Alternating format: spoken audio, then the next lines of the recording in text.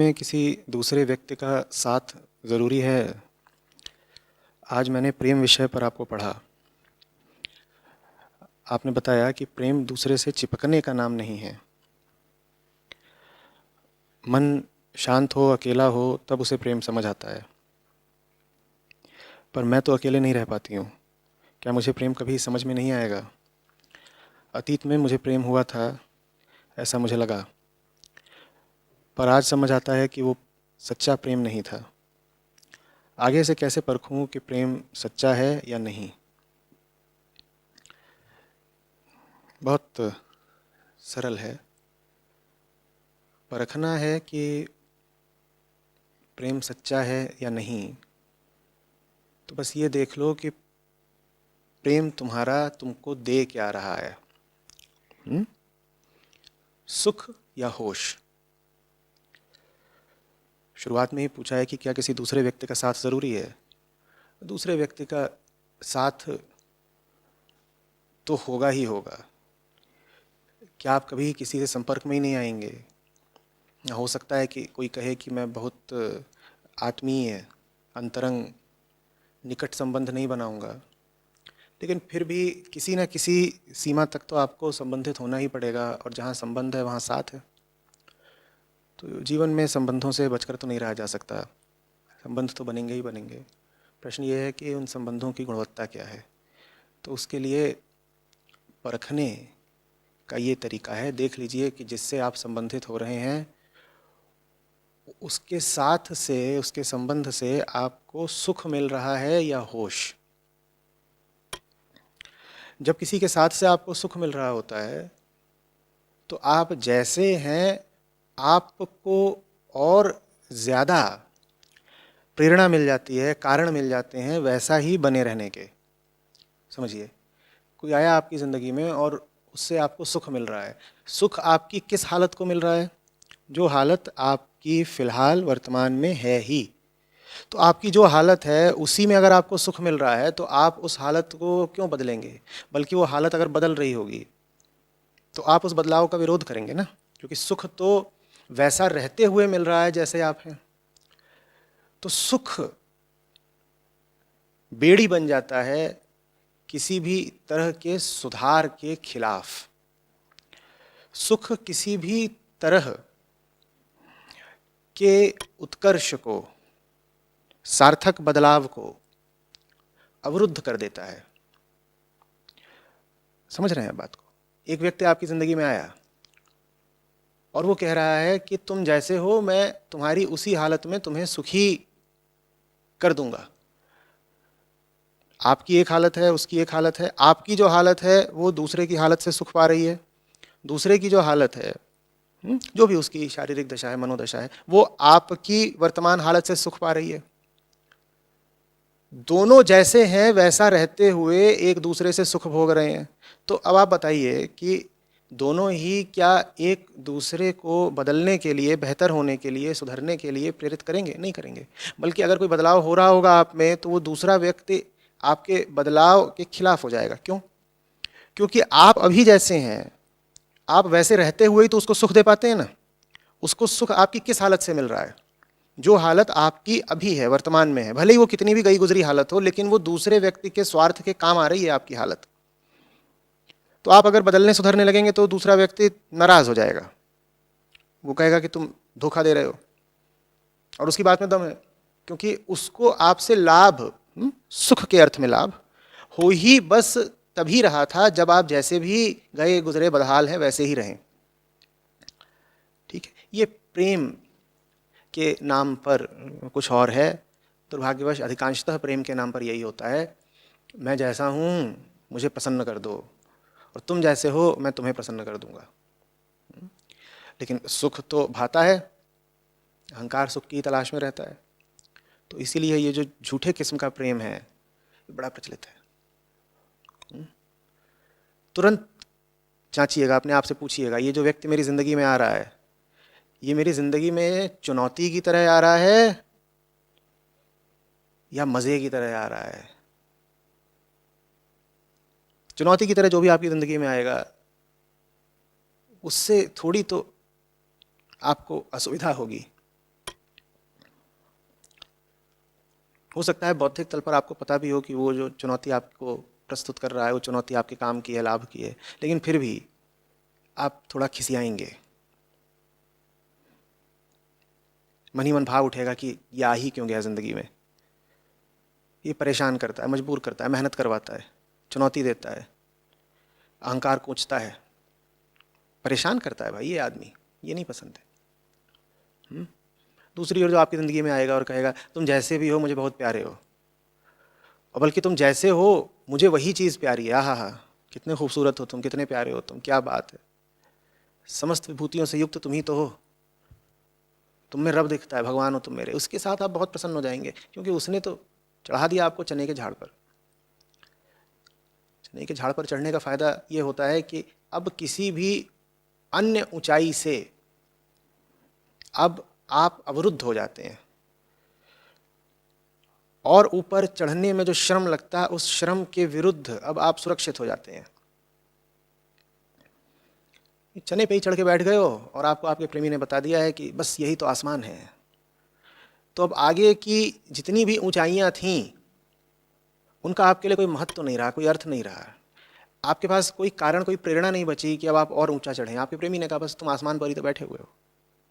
ऐसे ही प्रेमियों की हमको तलाश रहती है, सुख दे दें, सांत्वना दे दें, झूठी तसल्लियाँ दे दें, तारीफ़ें कर दें, और बदले में फिर जो कुछ हमें उनसे मिलता है हम भी उसको सूद समेत लौटाते भी हैं।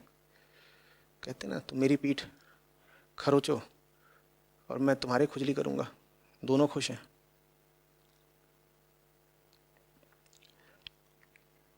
यही एक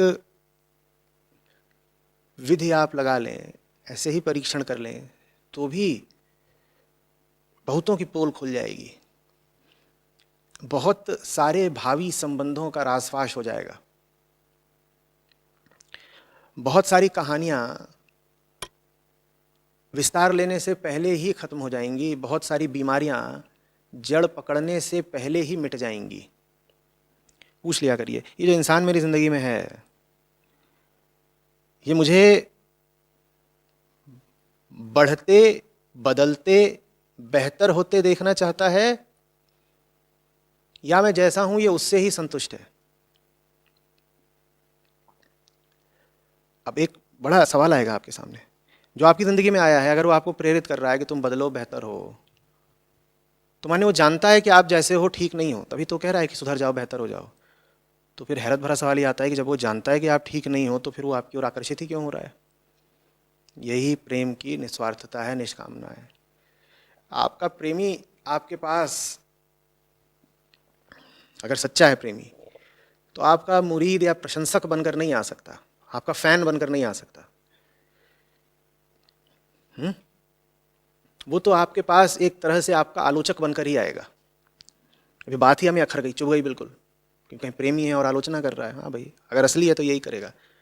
तो फिर हम बड़े चक्कर में पड़ जाते हैं। हम कहते हैं अगर वो हमारी आलोचना ही कर रहा है तो प्रेमी कैसे हुआ? अगर वो हमारी आलोचना कर रहा है तो फिर वो हमारी ओर आकर्षित हो ही क्यों रहा है? जब उसे हम बुरे ही लगते हैं तो वो हमारी ओर आएगा ही क्यों? यही तो बात है। प्रेम में आप किसी की ओर इसलिए नहीं जाते कि आपको वो अच्छा लगता है। प्रेम में आप जिसकी ओर जाते हैं इसलिए जाते हैं क्योंकि आप उसका भला चाहते हैं। दोनों बातों में बहुत अंतर है।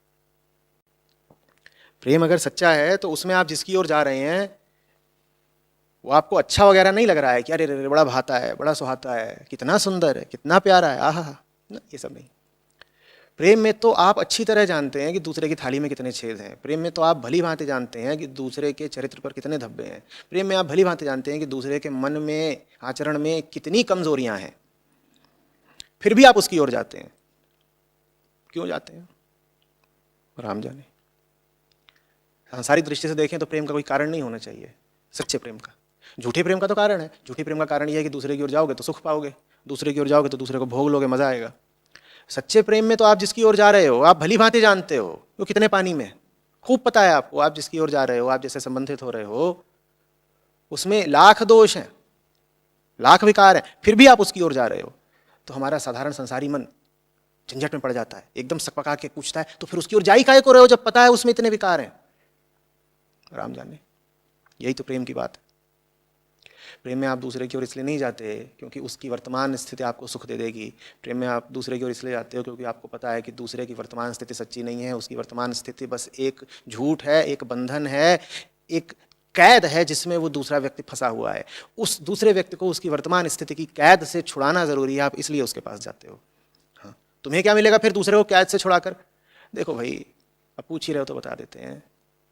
वो जब आज़ाद हो जाएगा ना, आज़ादी देखने में बड़ा आनंद है। उसकी आज़ादी देखकर तुम्हें क्या मिलेगा? हाँ, आज़ादी उसकी या हमारी नहीं होती, तेरी या मेरी नहीं होती, आज़ादी आज़ादी होती है, और आज़ादी मात्र बड़ा आनंद देती है। किसी की आज़ादी देखो, सब शिखर एक होते हैं, ज़मीनें अलग अलग होती हैं, ज़मीनों के ऊपर आसमान एक है। समझ में आ रही है बात? दूसरे की ओर इसलिए नहीं जा रहे हैं क्योंकि वो जैसा है वैसा ही प्यारा है। अजी कहाँ, दूसरा जैसा है वैसा ही अगर आपको प्यारा लग रहा है तो आप उसकी ओर जा रहे हैं सिर्फ उसका शोषण करने, भोगने के लिए। बात बुरी लग रही हो तो भी समझिएगा। मैं ये नहीं कह रहा हूं कि दूसरे की ओर जाओ इसलिए कि उससे नफरत है तुमको, या उसके पास जा करके उसको घृणा की दृष्टि से देखो, उसका अपमान करो। ये सब नहीं कह रहा। प्रेम का मतलब है वो जो व्यक्ति है और उसकी जो वर्तमान वैयक्तिकता है, उसकी जो वर्तमान दशा है, उसमें रखा क्या है। अरे हमारी ही वर्तमान दशा में कुछ नहीं रखा, हम तुम्हारी वर्तमान दशा के कायल कैसे हो जाएं भाई? हमारे ही जिस्म में कुछ नहीं रखा, हम तुम्हारे जिस्म पर लट्टू कैसे हो जाएं भाई? हम जिन चीजों को जानते हैं कि दो कौड़ी की हैं, हम उन्हीं चीजों के ग्राहक कैसे हो जाएं भाई? तो ऐसा नहीं है कि हम तुम्हारे पास इसलिए आ रहे हैं क्योंकि तुम बड़े कुशल हो, बड़े चतुर हो, बड़े सुंदर हो, बड़े आकर्षक हो, बड़ा मोहित करते हो। बेकार बात। हो तो तुम कुछ नहीं। देखो, प्रेम करते हैं तुमसे इसीलिए साफ सपाट बताए देते हैं, कुछ नहीं हो तुम, एकदम तृण मात्र हो, घास का तिनका जिस पर भाग्य पांव रख रख करके चलता रहता है, घास का तिनका जिसको किस्मत अपने भारी भरकम पहियों तले रौंदती रहती है। ऐसे ही हम हैं, ऐसे ही तुम हो। तो ऐसा नहीं है कि तुम्हारी हालत में हमको कोई बहुत आकर्षण है, पर जब हम जानते हैं कि तुम्हारी अभी की हालत झूठ है तो फिर हम ये भी जानते हैं कि कोई सच होगा तुम्हारा, और तुम्हारा वो जो सच है उससे हमें प्यार है। क्यों? क्योंकि हमें सच से प्यार है। झूठ व्यक्तिगत होते हैं, सच तो एक होता है ना। अभी जो तुम्हारी हालत है वो तुम्हारी हालत है, वो एक झूठ है, वो तुम्हारा व्यक्तिगत झूठ है। अभी जो दूसरे की हालत है वो उसकी हालत है, वो जो हालत है वो झूठ है, वो उसका व्यक्तिगत झूठ है। ये सारी हालातें, ये सब कैद हैं, सब हालात कैद हैं, कैद खाने हैं। इनसे जो आज़ादी मिलती है वो व्यक्तिगत नहीं होती, उसमें सब एक होते हैं। हम वो देखना चाहते हैं, वही लालसा है हमारी, वही स्वार्थ है हमारा। उसी दिन के लिए तुम्हारे पास आए हैं, यही हसरत है हमारी। पूछ रहे थे ना कारण क्या है? जब तुम जानते ही हो कि हम में इतने दोष हैं तो फिर हमारे पास आते क्यों हो बार बार? आपका किसी से प्यार हो और आप उसकी कुछ खोट निकाल दें तो तुरंत यही कहता है हम इतने ही बुरे हैं तो हमारे पास आए क्यों? चलो निकलो यहाँ से। जवाब मैं बता ही देता हूँ। तुम्हारे पास इसलिए आए हैं क्योंकि तुम्हें वैसा देखना चाहते हैं जैसा तुम हो सकते हो। अभी तुम जैसे हो वो तुम्हारी हस्ती की अवमानना है। तुम अभी हो नहीं, तुम अभी अपने आप को ढो रहे हो। तुम जो हो सकते हो, हम उस फूल को खिलते देखना चाहते हैं। तुम जितना उड़ सकते हो, हम उस पक्षी की परवाज़ देखना चाहते हैं, इसलिए तुम्हारे पास आए हैं। ये प्रेम है। प्रेम के पास आंखें होती हैं, इसीलिए मैंने प्रेम का संबंध आलोचना से जोड़ा। आलोचना का अर्थ यही होता है। लोचन माने आंखें। प्रेम साफ साफ देख पाता है, आंखें हैं उसके पास कि कितने दोष हैं तुम में। और झूठा नहीं होता प्रेम, मक्कार नहीं होता प्रेम, चाटुकार नहीं होता प्रेम, कि साफ पता है कि सामने वाले में कितने दोष कितने खोट हैं और फिर भी उसको मक्खन मल रहा है कि इससे कुछ लाभ हो जाएगा। तो क्या लाभ हो जाएगा? एक ही लाभ होता है आमतौर पे। अगर जवान हो तो शारीरिक लाभ हो जाएगा, नहीं तो कुछ आर्थिक लाभ हो जाएगा, या किसी तरह की सुरक्षा मिल जाएगी, या कुछ और। ये नहीं प्रेम है। तो आपके जो भी रिश्ते वगैरह रहे हैं उसमें गौर से देखिएगा, दूसरे से आप जुड़े ही क्यों थे। बड़ा मुश्किल होता है सच्चे प्रेम का संबंध बनाना, क्योंकि सच्चा प्यार तो बिल्कुल छाती पर वार जैसा होता है। कोई नहीं आता उसमें आपको ये ढांढस देने, क्या बात है, तुमसे बढ़कर कौन। लोग कहते हैं सच्चा प्यार मिलता नहीं, मैं कहता हूँ सच्चा प्यार तुमसे बर्दाश्त होता नहीं। मिल तो आज जाए, झेल लोगे? बड़े अफसाने लिखे जाते हैं, शायरों की दुकानें ही चल रही हैं इसी बात पर कि हम तो बड़े काबिल थे पर कमबख्त ज़िंदगी ने धोखा दे दिया, हमें सच्चा प्यार मिला नहीं। झूठा। तो इस लायक है कि सच्चा प्यार झेल लेता? काबिलियत भी छोड़ दो, नीयत है? सच्चे प्रेमी के सामने 2 दिन नहीं खड़े हो पाओगे, भाग लोगे। और बताऊं, भागने से पहले उसे मारोगे, उसे मार के भाग लोगे। हमें प्रेम नहीं चाहिए, हमें भ्रम चाहिए, हमें धोखा चाहिए। हमें चाहिए कोई ऐसा जो हमें खूबसूरत धोखों में रख सके, हमें चाहिए कोई ऐसा जो हमें रंगीन सपनों में रख सके, हमें चाहिए कोई ऐसा जो हमसे कहे कि अरे नहीं तुम कहाँ मक्कार हो, अरे नहीं तुम कहाँ घूसखोर हो, अरे नहीं तुम्हारी कमर कहाँ कमरा हो रही है, तुमसे खूबसूरत कौन, तुमसे गुणी कौन, तुमसे विद्वान कौन, तुमसे बढ़कर कौन। हमें चाहिए कोई ऐसा जो हमसे कहे कि तुम जैसे भी हो हमारे लिए तो तुम ही हो। हमें चाहिए कोई जो कहे हाँ तुम्हारी हर खोट मंजूर है।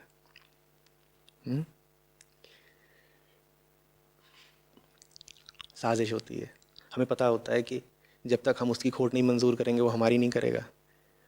साजिश होती है, हमें पता होता है कि अगर हमने उसे प्रेरित करा बेहतर होने के लिए तो फिर हम पर भी तो दबाव पड़ेगा ना, जिम्मेदारी पड़ेगी कि हम भी बेहतर हो जाएं। बेहतर होने में मेहनत लगती है भाई, बिस्तर तोड़ तोड़ के कोई नहीं बेहतर हो जाता। हमें बेहतर होना नहीं है तो हम ये भी नहीं पसंद करते कि हमारा साथी भी बेहतर हो जाए। बेहतरी हमें उसकी बस उस सीमा तक चाहिए जिस सीमा तक उसकी बेहतरी हमारे भोग के काम आती है। उदाहरण के लिए किसी की मोटे पैसे की नौकरी लग जाए, उसकी बीवी खुश हो जाएगी। मोटे पैसे की नहीं भी लगी है तो घूस वो मोटी लाता है, घर वाले खुश रहेंगे। ये बेहतरी थोड़ी ही है, ये तो भोगने का इंतज़ाम है। वास्तविक तरक्की जब हो रही होगी आपकी अंदरूनी तरक्की, तो देखिएगा कि आपसे कितने लोग तुरंत रुसवा हो जाते हैं। आप बहुत सारी कमाई करने लगें, चाहे काली कमाई हो, और उससे घर पर भोगने के साधन खड़े करने लगें, घर वाले खुश रहेंगे, क्योंकि अभी आप जो कुछ कर रहे हैं वो सीधे सीधे उनके भोग के भी तो काम आएगा। लेकिन आपकी असली तरक्की होने लगे, फिर देखिए कौन आपके साथ खड़ा होता है। जो आपकी असली तरक्की में आपके साथ खड़ा रहे वो सच्चा प्रेमी है। जो आपसे कहे कि ठीक है कोई बात नहीं, रुपया नहीं आएगा, पैसा नहीं आएगा, ठीक है कोई बात नहीं, कुछ भौतिक कष्ट होंगे, सांसारिक तौर पर कुछ कमियां आएंगी, लेकिन तुम आगे बढ़ो, तुम वो हो जाओ जो होना नियत है तुम्हारी, प्रकट हो जाओ, बिल्कुल खिल जाओ फूल की तरह। हम उसी में संतुष्ट हैं, वही हमारा लक्ष्य है। ऐसा कोई मिल जाए तो जानिएगा कि प्रेमी है। दुनिया में जो सबसे बिरली चीज़ है, अनुपलब्ध चीज़ है, जैसे हो ही ना, एकदम विलुप्त, अप्राप्य,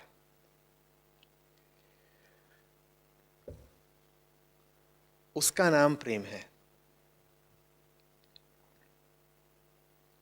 और मजाक की बात यह कि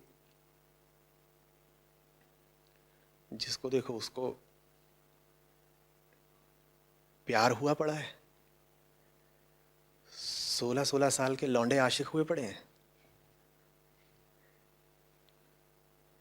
जब से फाउंडेशन ने टिकटॉक पे अकाउंट बनाया है मैं तो हैरत में हूँ। इतना प्यार,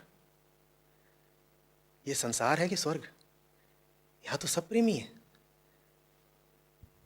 एक से एक जलील लुच्चे लफंगे गंवार, लेकिन आता है सबको प्यार। क्या बात है यार,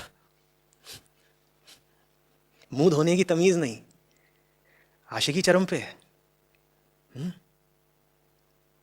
उनको देखने वाले भी ऐसे ही, उनका प्यार देखने के लिए मिलियंस में प्यारे कतारबद्ध खड़े हुए हैं। वो जितने हैं वो सब प्यार ही बरसा रहे हैं या बरसा रही हैं। मुझे पक्का पता है इसमें से 3/4 12वीं पास नहीं कर सकते, करे भी नहीं होंगे। परीक्षा जब आती होगी सर पे तो कहते होंगे नकल का कुछ है जुगाड़, वो जुगाड़ भी उनको उनके प्रेमी जन ही करा देते होंगे। कोई जिंदगी में काबिलियत नहीं, कोई अंतर्दृष्टि नहीं, बेहतर होने की कोई ललक नहीं, लेकिन आशिकी परवान चढ़ी हुई है। गजब, बाल रंगा रखे हैं,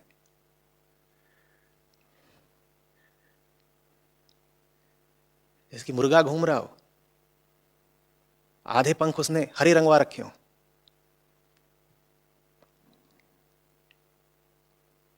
कैसे भाई, तुम्हें कुछ नहीं आता, तुम्हें प्यार कैसे आ गया? कहते हैं आप क्या जाने आचार्य जी, उम्र में आप बड़े होंगे पर किस्से तो हमारे ही लंबे लंबे हैं। आपने बहुत कुछ किया होगा पर 20 की उम्र में ही जो कुछ हमने कर डाला वो थोड़ी करा होगा आपने। जरूर बेटा, हमारी दाढ़ी तो हमेशा से ही सफेद थी।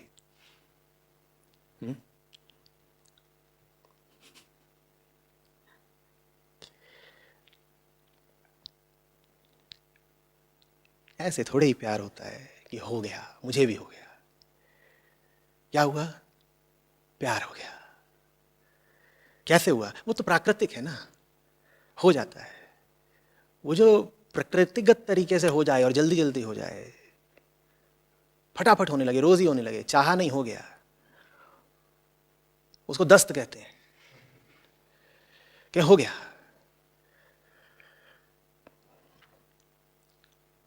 कच्चा खराब हो गया, चाहते नहीं थे, हो गया, दस्त लगे भाई। ऐसा ही होता है उसमें, अधिकांश लोगों का प्यार ऐसा ही होता है, दस्त, लूज मोशन। लूज मोशन माने ऐसे असंतुलित चाल, ठीक है ना। लूज मोशन को दस्त भी बोल सकते हो, कह सकते हो लूज माने लूज मोशन, कहीं भी किधर को भी चल दिए, लूज मोशन।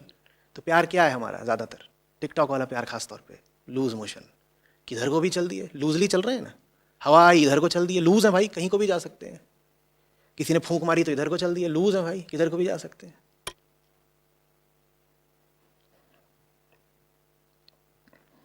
फिर 30 की 40 की उम्र में पहुंच के हमें ताज्जुब होता है कि अरे प्यार तो बहुत किया, अफेयर्स तो बहुत थे हमारे, कुछ मिला नहीं, घाव, चोट और निशान के अलावा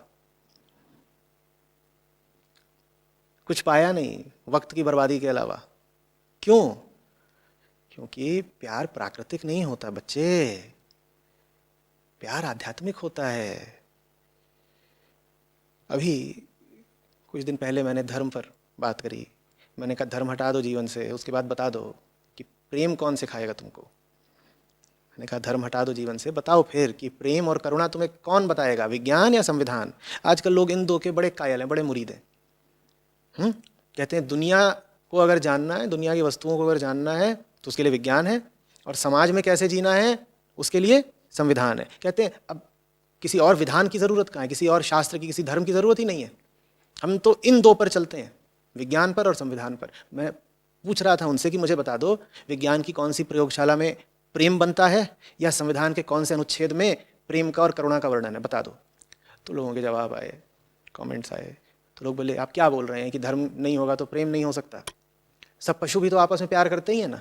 इतने सारे वीडियो हैं, आप देखिए, यूट्यूब पर हैं, नेशनल ज्योग्राफिक पर हैं, जहाँ दिखाते हैं कि एक जानवर दूसरे जानवर की मदद कर रहा है वगैरह वगैरह। कहते हैं उन्हें प्रेम किसने सिखाया? उनके पास तो धर्म नहीं है, फिर भी उन्हें प्रेम पता है। बगले वो प्रेम नहीं है, उसकी चर्चा मैं पहले कर चुका हूँ। मुझसे बात करने आते हो, स्वागत है तुम्हारा, पर पहले पूरा वीडियो देख करके पूरी बात समझ के फिर आया करो ना। जानवर एक दूसरे के प्रति जो दिखाते हैं वो भी उनकी जैविक संस्कारिता मात्र है, फिजिकल कंडीशनिंग मात्र है। उदाहरण के लिए तुम देखते हो कि पक्षियों का एक झुंड बिल्कुल कतारबद्ध होकर के उड़ा जा रहा है। इसको तुम अनुशासन थोड़ी ही बोलोगे, ये तो उनकी विधि है अपनी सुरक्षा करने की। देखा है पक्षियों कैसे उड़ते हैं, खासतौर पे जो लंबी दूरी की यात्रा कर रहे हो पक्षी। ये विधि है जिसके द्वारा वो अपनी सुरक्षा कर सकते हैं। प्रकृति ने उनके डीएनए में ये निर्देश डाला हुआ है, ये इंस्ट्रक्शन डाला हुआ है कि जो स्वजाति का हो, जो अपनी ही जाति का हो, उसके साथ किस तरह के संबंध रखने हैं। और वो निर्देश अगर नहीं डाला होगा तो फिर जातियां प्रजातियां सब नष्ट होने लगेंगी ना। ठीक वैसे जैसे माँ के डीएनए में प्रकृति ने पहले से ही ये निर्देश भर रखा है, ये सॉफ्टवेयर डाल रखा है कि जब बच्चा पैदा होगा तो उसके प्रति ममता रखनी ही रखनी है। ये प्रेम थोड़ी ही है ममता। इसी तरीके से अगर तुम पाओ कि एक जानवर दूसरे जानवर की मदद कर रहा है, वो प्रेम नहीं कहलाता है, वो तो प्राकृतिक निर्देशों का पालन कर रहा है। प्रकृति ने जो चीज़ उसके जिस्म में भर दी है वो उसी के अनुसार चल रहा है, ये प्रेम नहीं कहलाता। अब बहुत लोग इस बात पर ताज्जुब में पड़ जाते हैं, अचंभा मानते हैं, कहते हैं अच्छा अगर ये नहीं प्रेम है तो फिर प्रेम क्या होता है। बेटा धर्म की तरफ आओ तो बताएं प्रेम क्या होता है। भला हुआ कि तुमने इतना तो माना कि तुम्हें नहीं पता है कि प्रेम क्या होता है। अब अगर ईमानदार हो, जानना ही चाहते हो प्रेम क्या होता है, तो आओ तुम्हें मिलवाएंगे, बड़े लोगों से मिलवाएंगे, साहबों से मिलवाएंगे, वो तुमको बताएंगे कि प्रेम क्या होता है। इतना समझ लो, जानवर का जानवर के प्रति बर्ताव प्रेम नहीं कहलाता। भले ही तुम पाओ कि एक जानवर दूसरे जानवर से मुंह रगड़ रहा है या एक जानवर दूसरे जानवर की किसी तरह की सहायता करता प्रतीत हो रहा है, वो प्रेम नहीं कहलाता। वो प्रेम है भी तो बड़ी ही निम्न कोटि का प्रेम है, बहुत आरंभिक चरण का प्रेम है। वो प्रेम की ऊंचाइयां क्या होती हैं ये जानने के लिए तो तुम्हें ज्ञानियों के, संतों के, ऋषियों के पास जाना पड़ेगा। वहां तुमको कुछ बात पता चलेगी, वहां तुमको प्रमाण भी मिलेंगे। पर आओ तो पढ़ो तो। ऐसे थोड़े ही कि अब हम 16 साल के हो गए हैं, मूछें आ गई हैं, जिसमें कहीं पर मांस भर रहा है, कहीं से बाल आ रहे हैं, तो अब हम भी प्रेम के काबिल हो गए हैं। ऐसे नहीं आ जाता प्रेम।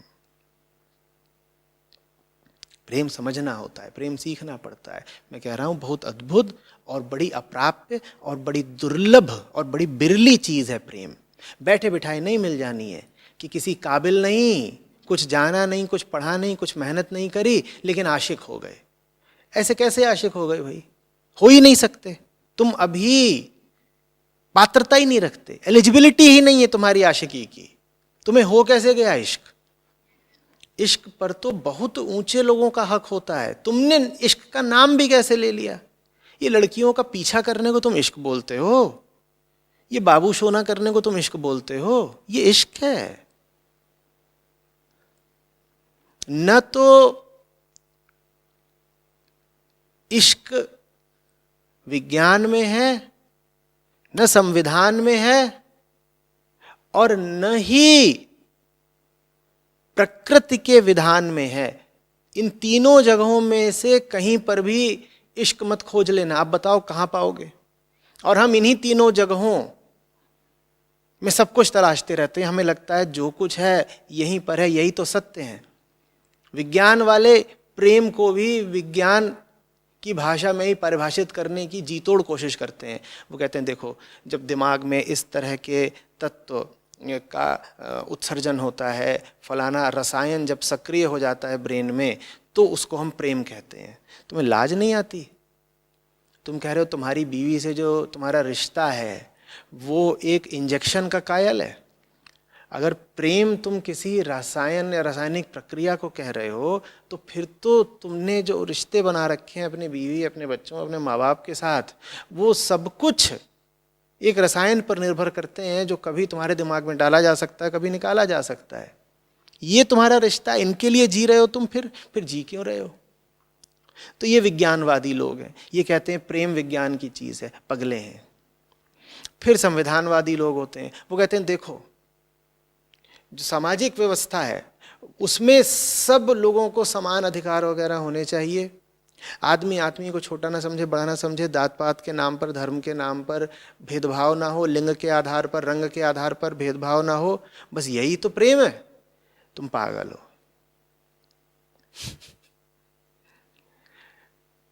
ये प्रेम की बड़ी बड़ी बड़ी छोटी बात है कि तुमने आदमी आदमी में भेदभाव नहीं करा। क्या भेदभाव नहीं करा? कि मैं इसके प्रति भी उदासीन हूं, उसके प्रति भी उदासीन हूं। तो संविधान के अनुसार तो तुमने बिल्कुल ठीक करा। संविधान तो बस तुमको भेद रखने से मना करता है, डिस्क्रिमिनेशन नहीं होना चाहिए। संविधान ये थोड़ी कहता है कि लव द अदर, कहता है क्या? संविधान बस ये कहता है कि इसको और इसको समान देखो। संविधान ये थोड़ी कहता है कि प्रेम करो, इसके लिए प्रेम करो, इसके लिए भी जान दे दो, उसके लिए भी जान दे दो। ये संविधान थोड़ी सिखाएगा। तो पगले हैं वो जो सोचते हैं कि संविधान से काम चल जाएगा। बहुत घूम रहे हैं आजकल। वो गीता की प्रतियां जलाते हैं और संविधान को सर पे रखते हैं। पागल। संविधान तुमको बोध सिखाएगा, संविधान तुम्हें मुक्ति सिखाएगा, संविधान तुम्हें करुणा, भक्ति, प्रेम सिखाएगा। और अगर तुम्हारे जीवन में प्रेम नहीं है और बोध नहीं है तो संविधान भी तुम्हारे क्या काम आएगा?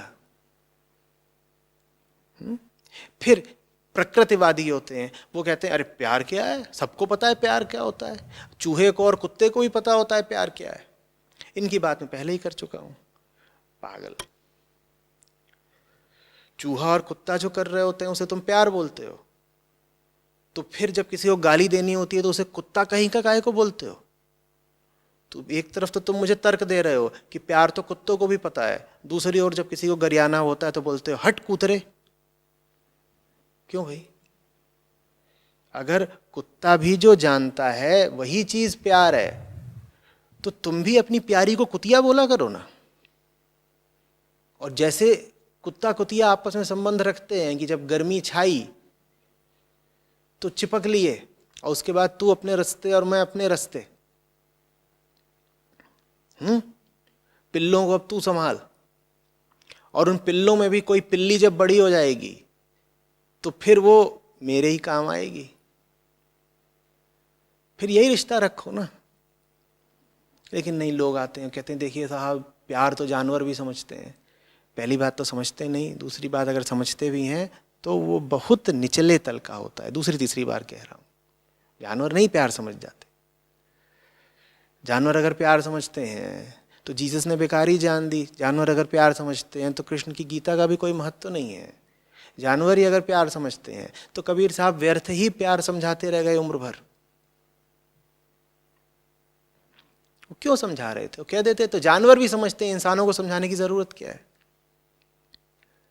प्रेम तुमको सिर्फ अध्यात्म सिखा सकता है। दोहरा रहा हूं, न विज्ञान, न संविधान, न प्रकृति। आपको सच की तरफ बढ़ने में मदद करना हमारा लक्ष्य है। जुड़े रहिए मन का सच के साथ। कमेंट में अपनी सीख साझा करें।